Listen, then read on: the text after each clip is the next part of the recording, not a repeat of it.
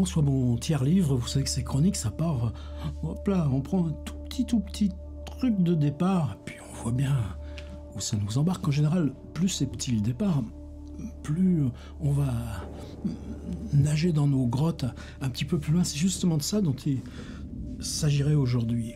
2 fois dans la semaine, là, comme ça, au détour d'un mail, la réflexion, votre site est un labyrinthe. Ton site est un labyrinthe. Le labyrinthe qu'est tiers-livre. Évidemment, dans ce cas-là, tu le prends de façon coupable, je sais pas. Est-ce que quiconque a une solution générale, puisque c'est quoi le dilemme? On a un cadre, là, il y a un grand cadre, et là, un petit cadre, 27 pouces, et puis c'est l'univers de l'iPhone, mais il y a toutes les déclinaisons intermédiaires, comme le petit Mac portable. C'est dans un cadre unique, déployer ce qui se présente là en ce moment. Par exemple, je suis en train de lire Wallmann, Pourquoi êtes-vous pauvre? Qu'est-ce que j'ai lu aussi? Le grand partout, et puis là je vais attaquer, traduit par Claro, 13 récits, 13 épitaphes. Bon, ça se classe différemment, puisque un livre, 2 livres, 3 livres, un titre vaut une rubrique matérielle. Je prends ce livre, j'exclus les 2 autres, et je me repère dans le livre avec l'épaisseur et avec un incrément fixe qui est celui de la page. Je tourne la page. Nous, sur le web, des choses aussi simples que ça, hop là, se sont littéralement évanouies. Je prends, tiens, l'auto-fictif de Chevillard. Il y a plus de 10 ans que ça existe. Regardez, 5297e billet ce matin. Et toujours ce système de triptyque. Et quel plaisir! Alors, oui, c'est de façon volontaire. Il n'est pas sur Facebook, etc. Donc, en général, moi, c'est le dimanche. Je dis, tiens, c'était quoi cette semaine, Chevillard? Puis j'en prends 1, 2 ou 3, et puis là, il met en rouge, en post-scriptum. Là, il y a même un lien. Oh, bravo, l'ami Eric. Des informations complémentaires, en tout cas celles qui n'appartiennent pas à ce triptyque. Alors, est-ce que je peux redescendre? Oui, sans doute, mais article plus ancien, vous voyez, il faut déjà une démarche volontaire pour descendre dans ce que j'ai nommé autrefois la fosse à bitume, mais on a d'autres systèmes.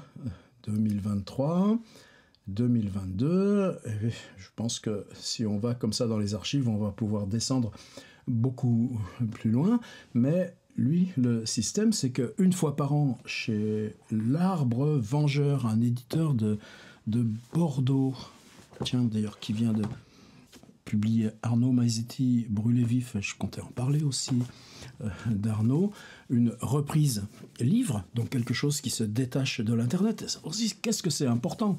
Souvent on nous dit... mais c'est quoi? Est-ce que c'est différent de publier sur Internet, de publier en livre? Et puis sous-jacent, le livre c'est du pérenne, que l'Internet c'est du... Hop là, tu souffles dessus. Ça, ben, peut-être c'est en ce moment, c'est plutôt le contraire. Le livre, temps de présence en librairie, rareté d'accès dans le dispositif de distribution, alors que le web, toujours... possibilité d'aller retrouver l'aiguille dans la meule de foin. Et c'est là où on va arriver à cette question du labyrinthe. Le labyrinthe, et de l'autre côté, l'aiguille dans la meule de foin, qu'est-ce qu'il faudrait ajouter? Le mot sérendipité? Oh, on n'a plus trop besoin de l'utiliser. Alors, site, labyrinthe, évidemment. Le site, il a quel âge? Ben, quasiment 1997, il a 25 ans d'âge. Est-ce qu'il y a des zones fossiles? Oui, il y a toujours des zones que je laisse dans leur état fossile, qui témoignent de ce que ça pouvait être. Si, par exemple, ici, je fais webcam, je retrouve une zone où j'ai des articles du 19 décembre 2004 qui sont en HTML, mais c'était déjà cette question d'image, de jeu avec... Là, c'est quoi? Le mot province, une compile de l'usage chez Balzac du mot province. Ça veut dire qu'un site, vous le nourrissez en continu. Comment cette façon de nourrir un site en continu peut permettre le paradoxe d'une lisibilité immédiate? Revenir comme, est-ce qu'on lit un livre? ou est-ce plutôt comme on lit le journal ou le magazine du jour, et la possibilité aussi de pouvoir trouver des archives qui se constituent de façon plus ancienne, qui constituent des blocs. Et là, à chacun d'explorer à tâtons un paradoxe impossible, peut-être. Alors dans les sites que j'aime bien, j'ai parlé d'Éric Chevillard, l'auto-fictif, voilà, Face écran de Daniel Bourrion, des registres d'écriture, des bassins d'écriture. Il a travaillé sur un ensemble de textes qui s'appelait S'effondrer, un bassin de textes qui s'appelait Tombeau ou Mur. Et là, simplement par le menu au-dessus, on peut retrouver à la fois le texte qui apparaît comme un ensemble continu, l'étape même qu'il peut lui-même, il l'a fait beaucoup avec Publi.net par exemple, isoler et détacher du site sous forme de livre imprimé, ou retrouver l'incrément des différents chapitres et donc des fragments successifs qui constituent la lecture globale de son travail. À propos, donc ça c'est sur lui-même, Autobio, c'est un travail qui est massif parce que depuis plusieurs années, il prend des thèmes. J'ai été Robert Smith, son rapport au groupe Cure dans l'adolescence, les identifications quand on est adolescent. Il a travaillé des formes plus lyriques, cantique de la paranoïa, cantique du labeur, route des journaux de voyage, USA, Australie, de Russie et Chine par le transsibérien. Voilà une manière d'organiser de façon transversale ici des ensembles verticaux, mais des ensembles verticaux qui eux-mêmes peuvent être lus de façon chronologique, incrémentielle, ou de façon globale et continue, sauf que là on est encore dans la surface écran, mais cette surface écran, on a juste à l'exporter pour la matérialiser et la séparer dans le livre ou dans l'EPUB de votre Kobo ou Kindle. Autre site confronté au même paradoxe, je viens de parler de Arnaud Maizetti, brûlé vif à l'arbre vengeur.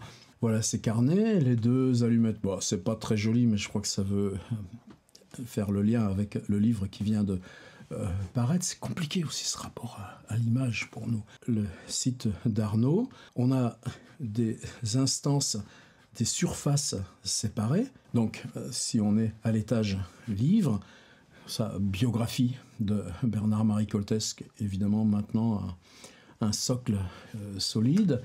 Ce travail qu'il avait fait déjà chez l'Arbre Vengeur autour de Saint-Just, cette espèce de poussée adolescente qui vous amène en plein régime de la terreur à des positions tellement étranges, et pourtant c'est la langue là qui vient justifier l'injustifiable.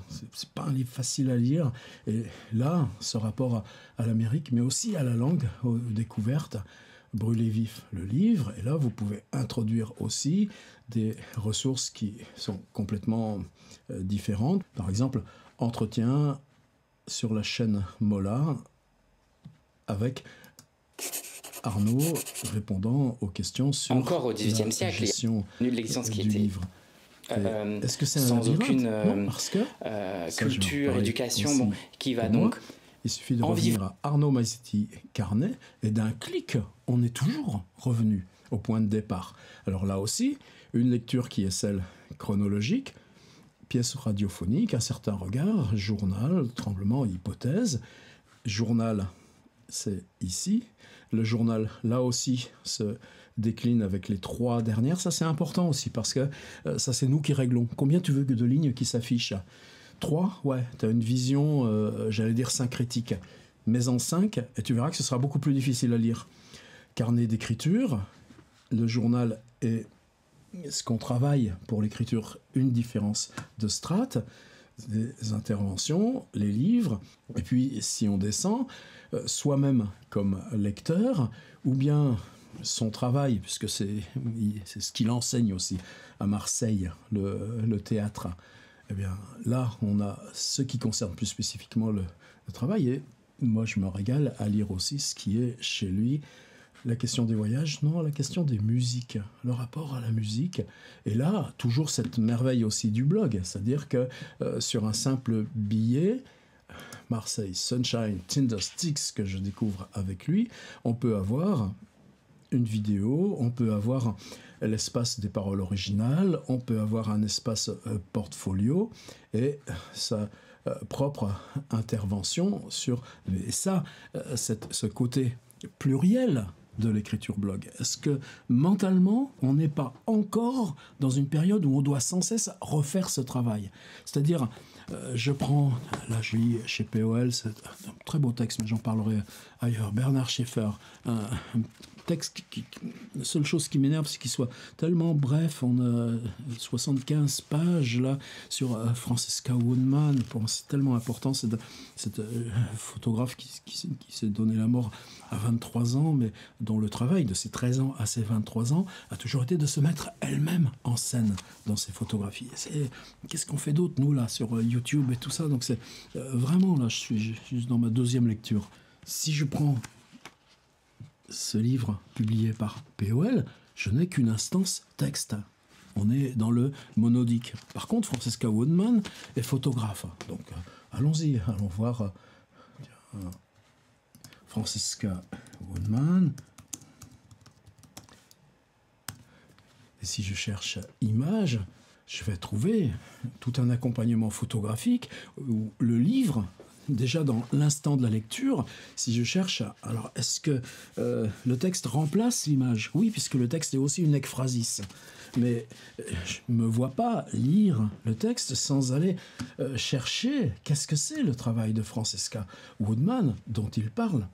Et ce rapport du web comme accompagnement de la lecture, je pense qu'on a tous fait le pas. Y compris, je pense justement à Éric Chevillard, à Antoine Volodine, on en parlait l'autre jour avec Laurent Mauvignier, c'est-à-dire des auteurs qui, a priori, s'en tiennent à la forme monodique du livre imprimé, mais l'écriture, la réception, leur propre pratique de travail, elle est aussi ce permanent jeu d'accompagnement avec le web. Donc là, je reste sur juste ce point, c'est-à-dire que nous, se rendre compte que même quand on lit un livre monodique imprimé, notre perception désormais au flux d'informations ou simplement à ce jeu de la langue par rapport au réel ou par rapport à cette autre instance de médiation. Par exemple, si je reviens sur Francesca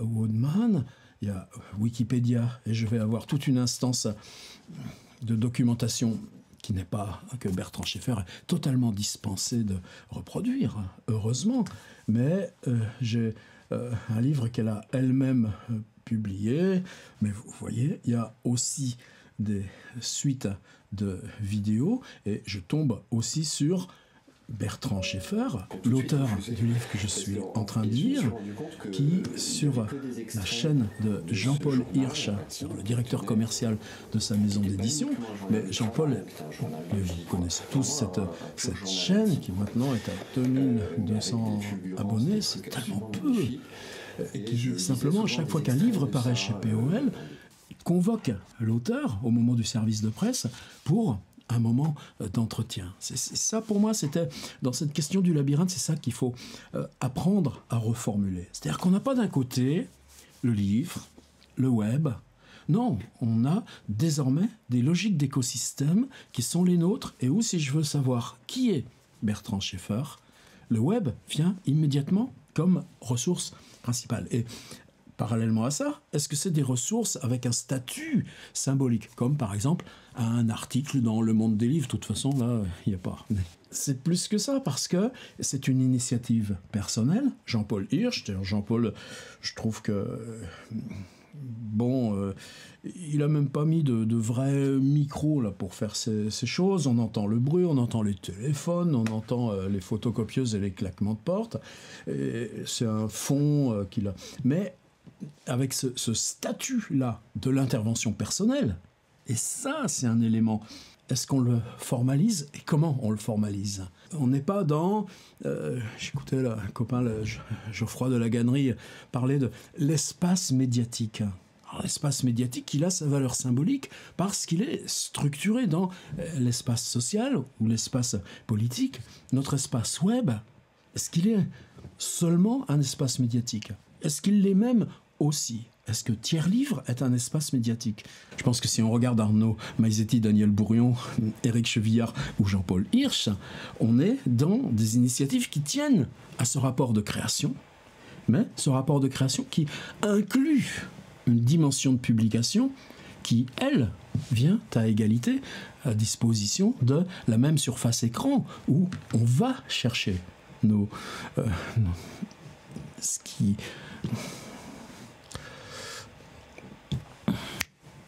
où on va chercher ce qui nous concerne du point de vue de l'atelier et de la création, mais appartient à la même galaxie faible, j'allais dire. Galaxie faible, peut-être, ouais, j'assumerais ça, où on trouve le tout venant des gros médias et des machins comme ça. C'est pas là où je voulais aller. Mais regardez comment Jean-Paul, là, tout d'un coup, fait défiler en superposition du visage de l'auteur des pages du livre. Là, on est dans une écriture web. Est-ce qu'elle a statut par rapport au livre? Est-ce que le livre est dissociable de ce qu'en dit l'auteur? Ça y est, on a ouvert le terrain que je voulais pour cette vidéo. Alors, pour ce qui est de Tiers Livre, évidemment, là, je vois 7000 articles, et encore, si je vais dans le journal Image, alors ce journal Image, il a un autre statut, c'est-à-dire c'est quelque chose, une plateforme spécifique, une plateforme qui s'exprime par des séries de photographies, c'est-à-dire une réflexion aussi sur la narration photographique, et c'est ça qui m'attache à ça, un espace rédactionnel, et un espace qui, contrairement à celui du site, est toujours incrémenté par la date de mise en ligne. C'est-à-dire, il n'y a jamais de révision ou de remise à jour de cette première mise en ligne. Donc on est dans une instance strictement linéaire avec la possibilité d'aller remonter le temps.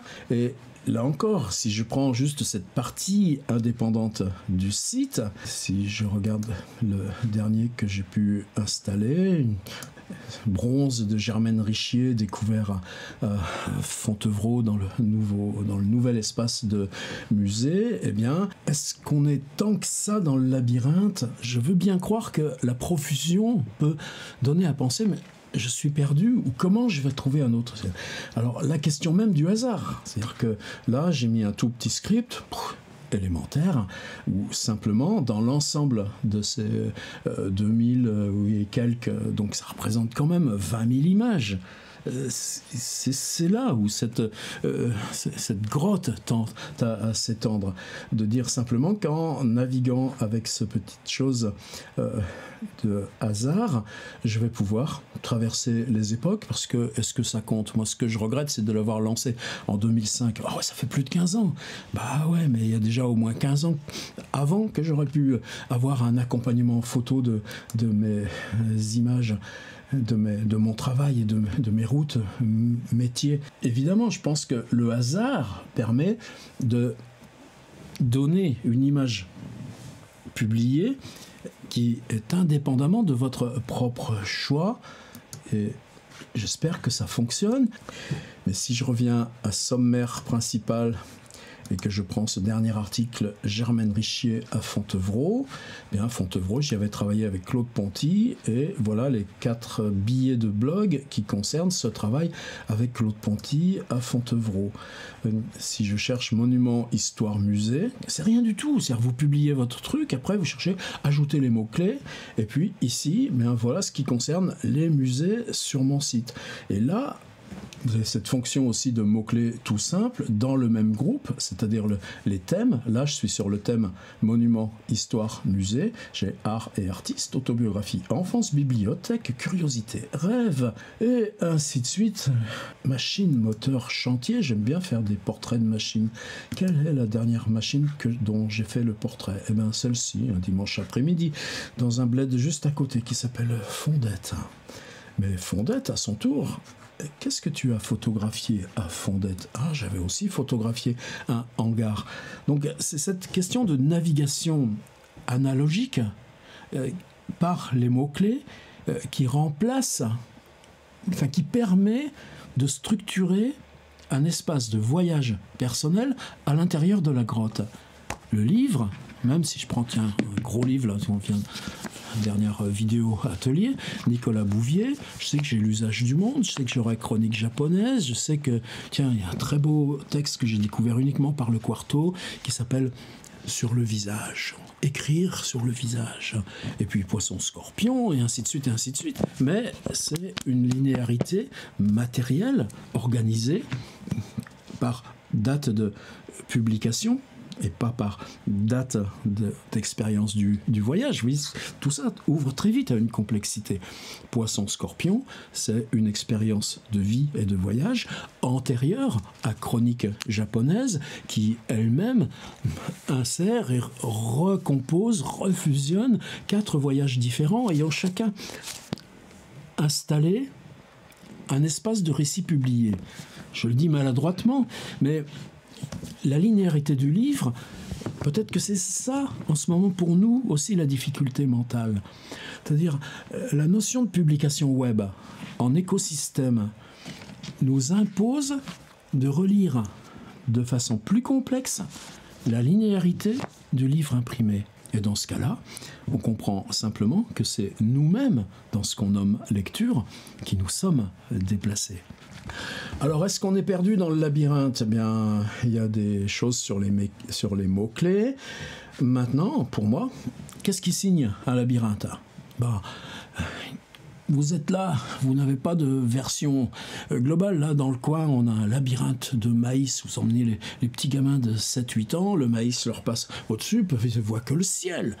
Comme dans nos modernes prisons centrales. Tu ne peux pas voir ce qu'il y a autour, tu peux voir ce qu'il y a au-dessus. Ça ne te donne rien pour te balader ou trouver un sens. Et puis tu n'arrêtes pas de tourner, si vous avez vu Shining ou d'autres films, ou celui qui est installé dans le pavage de la cathédrale de Chartres, le point où vous êtes ne donne aucun indice sur les chemins à suivre, les bifurcations, les retournements pour trouver le point de sortie unique.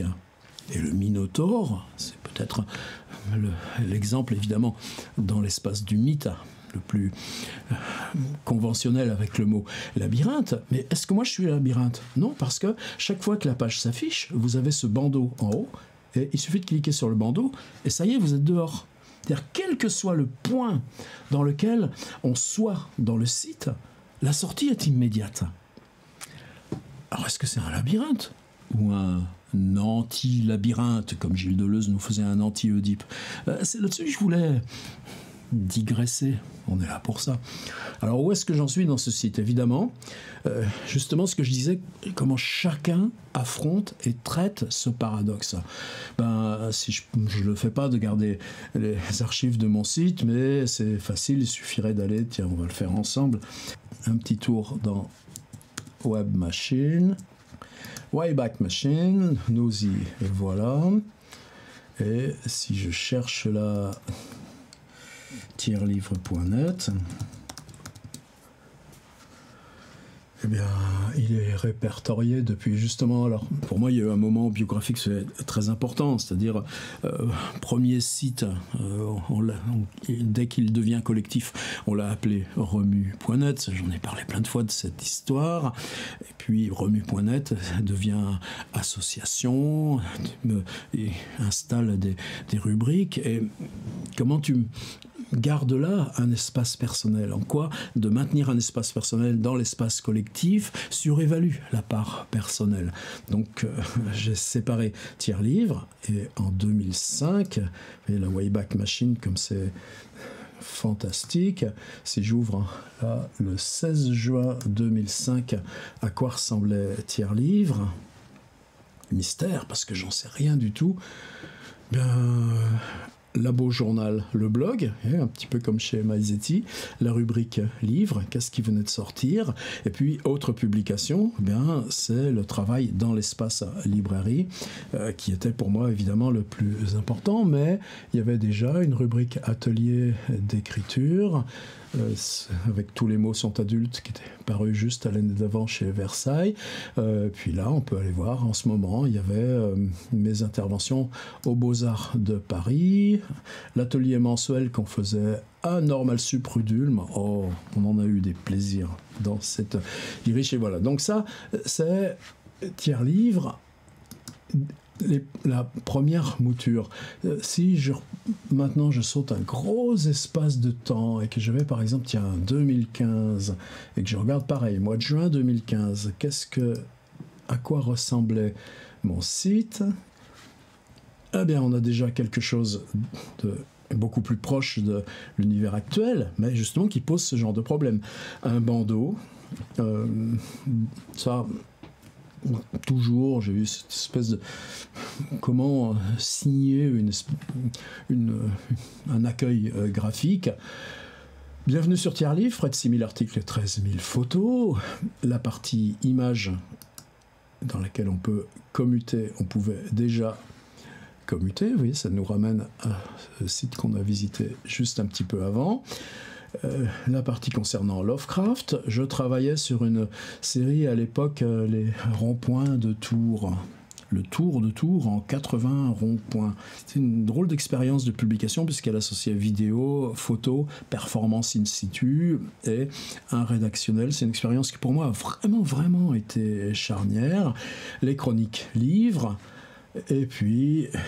Et déjà, vous voyez comment s'exprime le paradoxe, c'est-à-dire que vous avez une page d'accueil avec tous ces items, 3 lignes par ça, art et photographie, Vincent Gérard, un film sur Richard Hagelton, Gina Pan qui est toujours dans mon univers, les dossiers musique, conversation avec Keith Richards, les résidences, plateau de Saclay, la Défense, mais...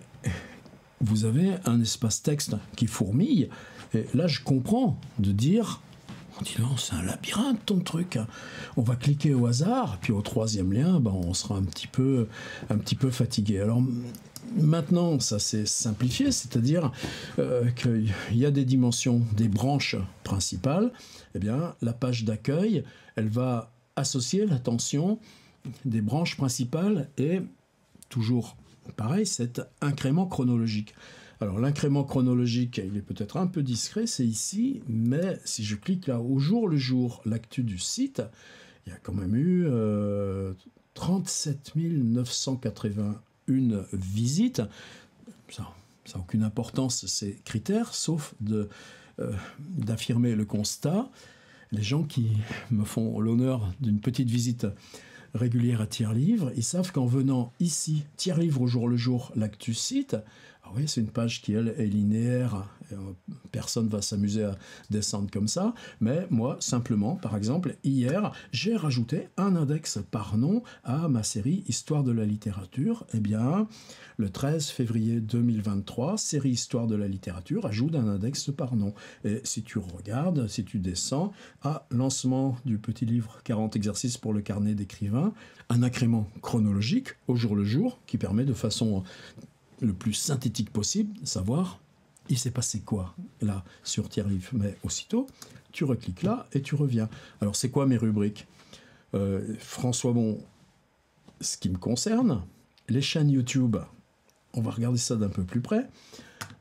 Mon travail sur Lovecraft avec les traductions en cours, le journal Image, on en a parlé, les ateliers d'écriture et cette communauté qui se rassemble par les ateliers sur Tiers-Livre, elle n'est pas forcément liée à personnes qui suivent mon travail par intérêt spécifique à ce travail, sur les Rolling Stones ou sur H.P.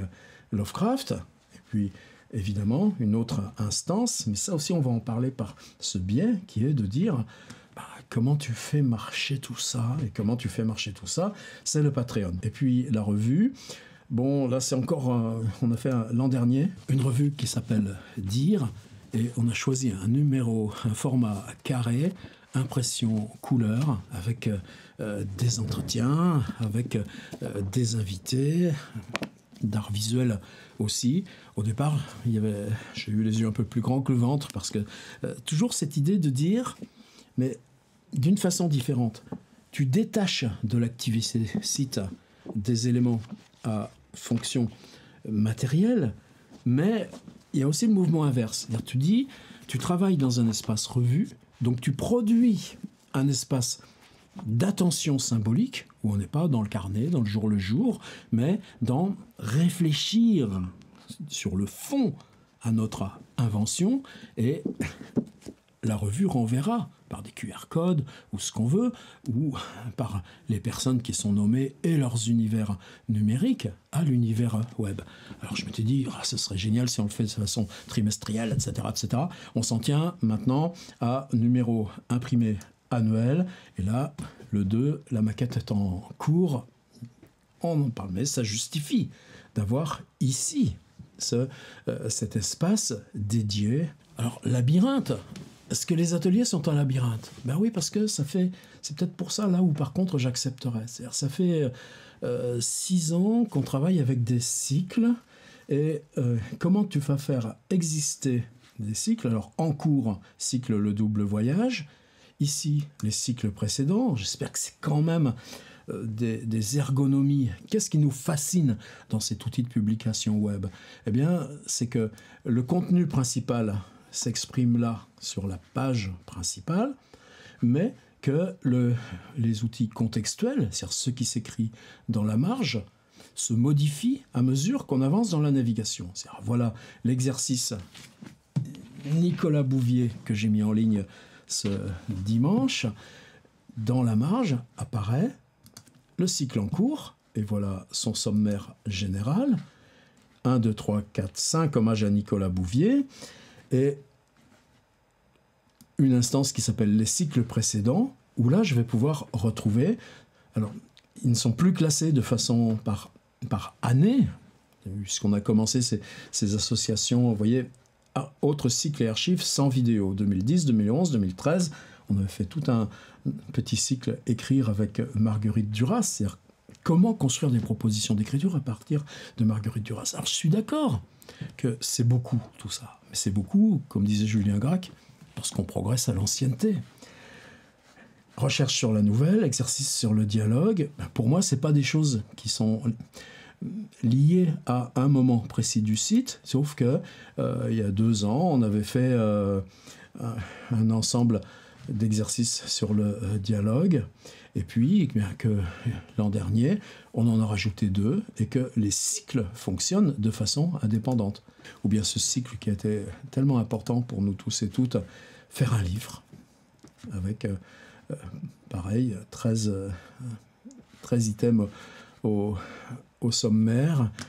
Bon, j'entre pas plus, mais vous voyez que là, pour moi, il y a une vraie bagarre, c'est-à-dire organiser des suites de sommaires qui eux-mêmes s'inscrivent en cycle, et l'ensemble de ces cycles devenant une espèce de fresque pour que, si tu rejoins le site pour travailler l'écriture pour toi, eh bien, tu puisses décider, tiens, là, cette semaine, je vais aller voir le cycle autobiographie, Annie Ernaux, la voix narrative, et qu'on puisse chacun utiliser cette grande fresque de façon autonome en faisant son propre parcours.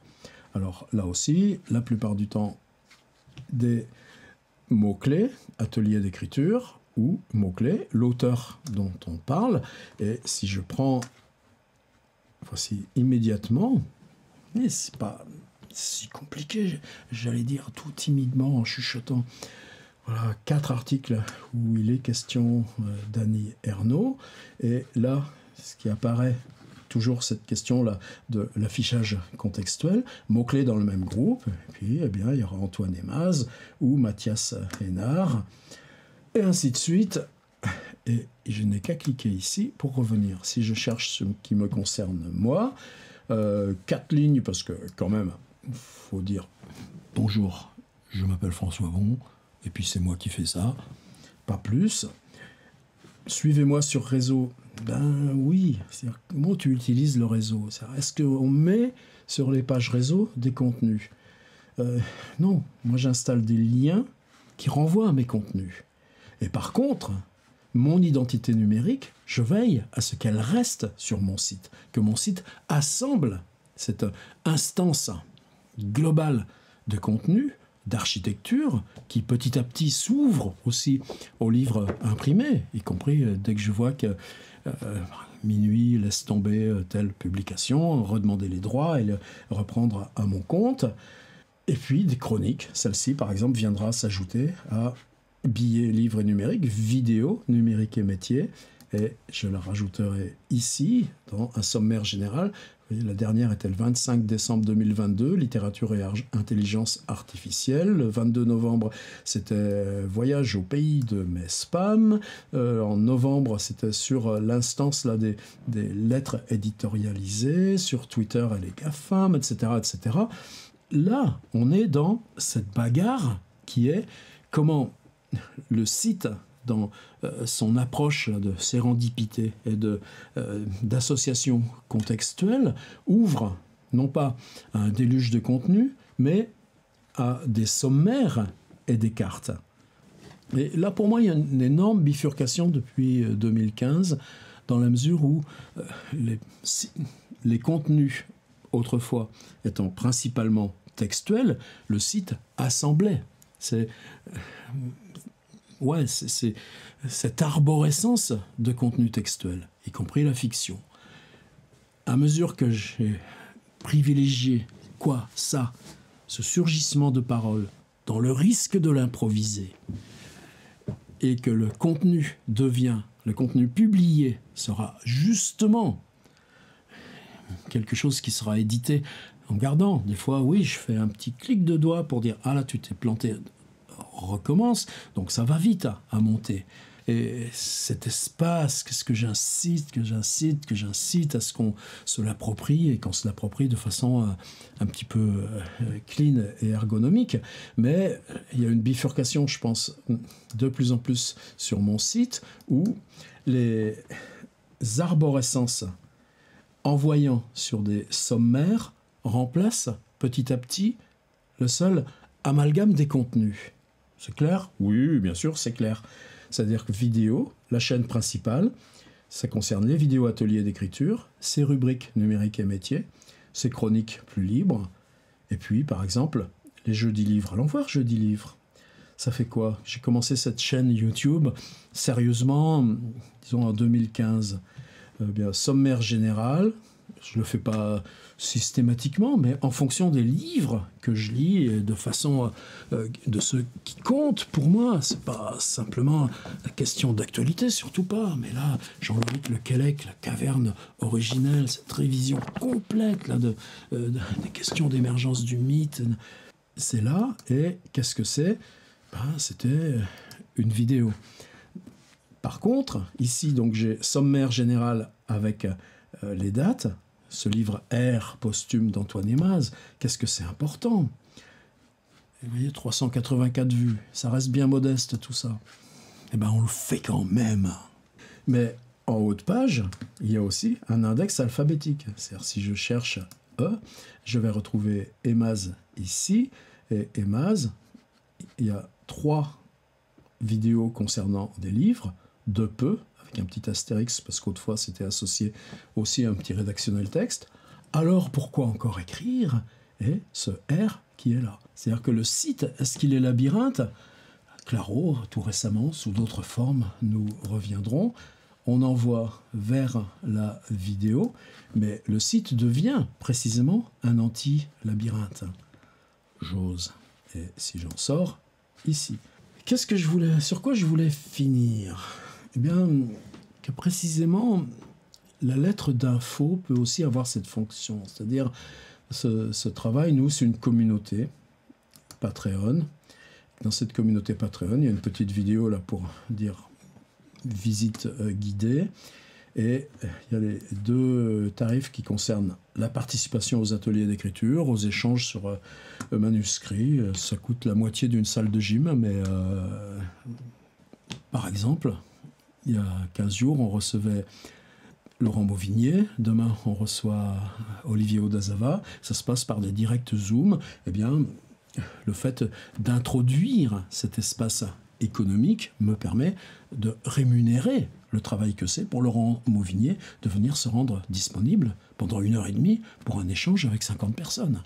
Et ça, ce décalage-là, qui pour moi utilise Patreon, c'est ce qui change la donne. Et niveau 1, donc niveau 1, ça veut dire 3 € par mois, et vous pouvez arrêter quand vous voulez, donc même essayer un mois et arrêter. Mais si on le fait à l'année pour les 3 tarifs, c'est réduit. Et 30 €, ça veut dire quoi? Ça veut dire que chaque semaine, alors voilà l'espace Patreon lorsqu'on est abonné, publications les plus récentes, type de médias vidéo, niveau, ce qui est uniquement niveau 1 ou niveau atelier. Donc vous voyez que là encore, il y a des outils. Les outils pour se déplacer dans le labyrinthe sont en amont, comme tout à l'heure, les mots-clés et les affichages rubriques, des contenus eux-mêmes, plus un moteur de recherche. Je n'ai pas parlé du moteur de recherche Tierlivre, tiens, je vais revenir. Immédiatement des onglets, les ateliers. Journal, c'est des choses plus personnelles. Zoom Replay, c'est les enregistrements de nos discussion, mais ça va pas être divulgué en public, c'est pour nous, en tant que nous travaillons ensemble sur les questions de lecture, écriture, publication. Et puis, par exemple, les rencontres dont je parlais, vous voyez, il y en a 9 au compteur, et si je cherche là, immédiatement, je vais tomber sur l'enregistrement de notre rencontre avec Laurent Mauvignier le 17 janvier dernier. Et si je cherche vie du site, qu'est-ce que j'ai sur vie du site? Une lettre hebdo. Qu'est-ce que c'est cette lettre hebdo? Eh bien, je vais en ouvrir une. Eh bien, c'est un document tout simple, mais que j'envoie chaque dimanche, dans lequel il y a le point sur ce qui se passe dans les ateliers, le point sur les rencontres passées ou qu'on prépare, le point sur ces échanges qui sont différents de nos Zooms principaux du lundi. Donc ça se passe un samedi sur 2, le matin de 9h à 10h, et on travaille, on lit collectivement des projets de chacun et comment ça se combine. Et puis là, ici, alors là, celle-ci elle est vite parce que la semaine dernière, c'était justement envoyer les livres, mais une rubrique boulot personnel qui est « Il s'est passé de quoi de neuf sur mon site ?» Et puis un espace qui est ouvert, qui est on recommande cette semaine. Et ces rubriques, vous voyez, c'est tout simple, c'est 2 pages, quelquefois 3, mais ces questions-là de propulsion de liens, faire le point sur qu'est-ce que j'ai fait moi sur mon site, qu'est-ce qu'on fait ensemble en atelier, eh bien, c'est notre petite lettre hebdo. Mais là encore, cet espace, il appartient au Patreon. Alors, est-ce que c'est beau? Est-ce que c'est pas beau? Ma page d'accueil Tierlivre, je crois que j'ai jamais été un designer. Pour moi, surtout après les expériences Remunet, Publinet, je crois que j'ai toujours eu cette idée de dire fais les trucs tout seul, fais-les maladroitement. C'est pas joli si c'est un graphiste qui regarde, peut-être, mais au moins ça me permet de manipuler. Et ça, je pense que pour tous ceux là dont j'ai pu parler, cette idée que le web est un faire, F-A-I-R-E, c'est-à-dire qu'on prend possession, nous, de l'instance de publication. T'envoyais un manuscrit par la poste, ou t'envoyais un fichier mail, t'envoyais la disquette, moi la première fois en 1990. Ah ouais, il y a plus de 30 ans, un tiers de siècle là. Mais une fois que tu avais envoyé la disquette aux éditions de Minuit, ce qui te revenait, c'était les épreuves du livre. Aujourd'hui, cet espace-là, pour moi, c'est ça la rupture du web. C'est-à-dire comment on s'installe aussi dans l'espace de publication. Je ne vais pas parler non plus des podcasts, de l'audio.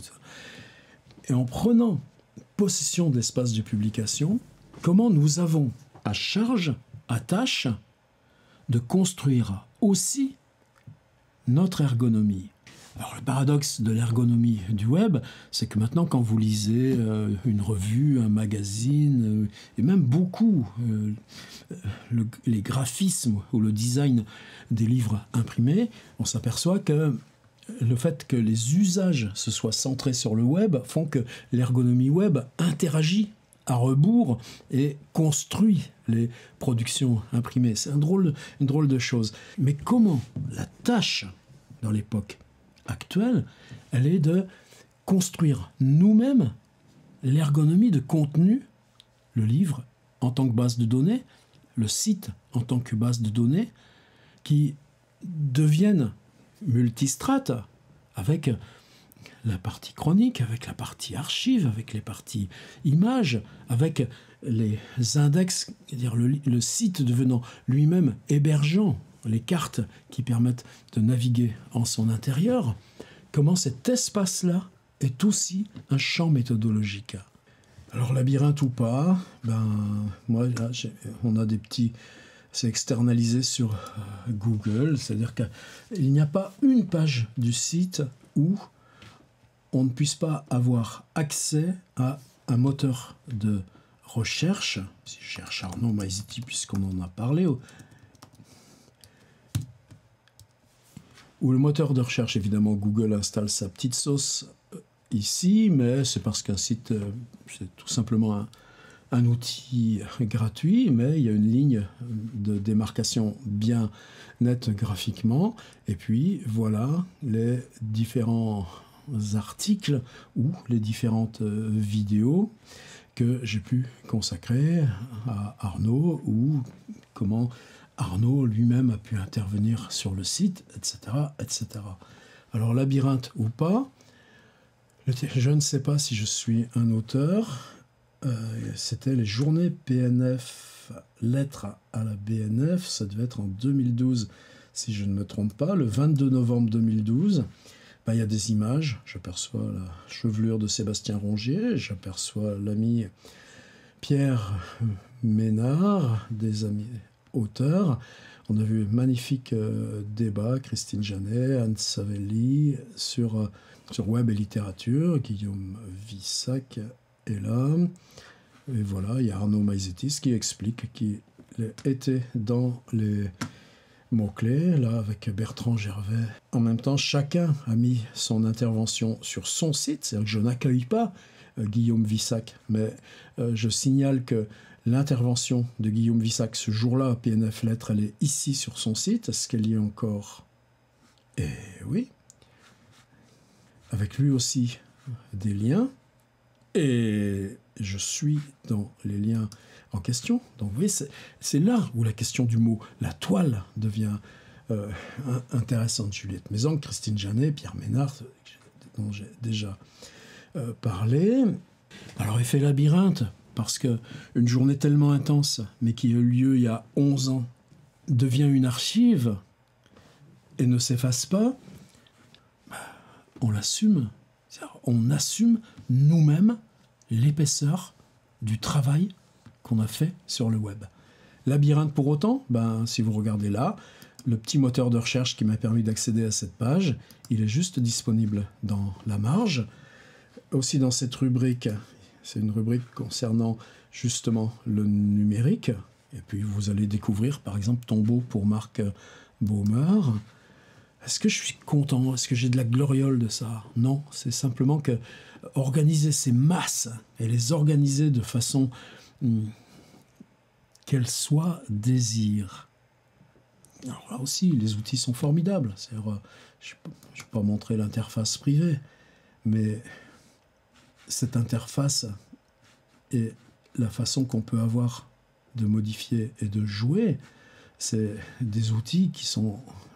Moi, j'utilise un logiciel qui s'appelle SPIP, logiciel, plateforme, En tout cas, un outil qui, depuis 20 ans, n'a jamais cessé d'évoluer. C'est des petites briques. Tu mets les petites briques les unes sur les autres. Et puis, à chaque fois qu'il y a du nouveau, dans version PHP 7, etc., tu vois le SPIP qui se remodèle. C'est une communauté géniale. Alors, il y en a d'autres. Bourrion ou l'univers québécois, ils sont plutôt sur un truc qui s'appelle Drupal, je crois.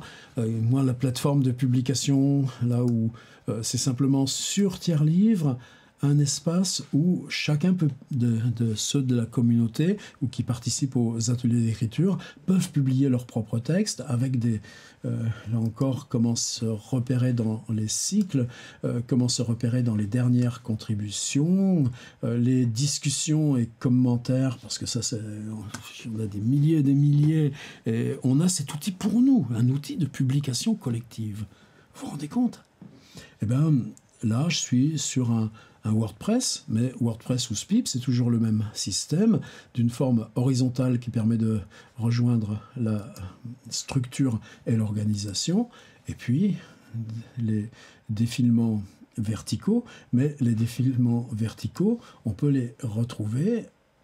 Là, on avait travaillé sur Michaud, il suffit que je clique ici, et là, n'apparaissent que les billets et textes qui étaient liés à cette proposition Michaud. Donc, labyrinthe ou pas labyrinthe, c'est pas la question de dire oui, dire non, ça ne nous appartient pas à la réponse, mais simplement, à partir du moment où il y a toujours la possibilité d'en sortir, eh ben, quelle merveilleuse chance c'est de travailler sur l'ergonomie d'un site web, même quand justement, au bénéfice de l'âge, avec la lourdeur de l'ancienneté, et que ça devient votre espace principal de travail, tout ça pourrait se prolonger. La chaîne YouTube, j'ai 2 chaînes, une expérimentation, une chaîne là principale, il y a une fonction accueil, toujours cette chose-là qui permet ce principe là, de la navigation horizontale, un petit truc de présentation qui serait temps que je refasse, et puis là, tout simplement les rubriques. Ce que je fais dans ma 2e chaîne intervient ici sous forme de playlist. Les dossiers Lovecraft, les dossiers numériques et métiers où cette vidéo aussi va venir s'installer là d'ici demain. Chronique et carnet, les jeudis livres. Alors, est-ce que des contenus massifs peuvent garder une lisibilité ? Ben, on essaye avec simplement si par exemple je passe à la vidéo sur le chat GPT, eh bien, la vidéo inclut elle-même l'accès au sommaire, et que l'accès au sommaire qui est indiqué, c'est celui toujours du site avec porte de sortie. Et vous faites comment cette vidéo? Moi, qu'est-ce que je serais curieux que chacun de nous tous, nous toutes, comment vous faites avec ça, vous? C'est là où on va donner de l'épaisseur à tout ça. À la prochaine.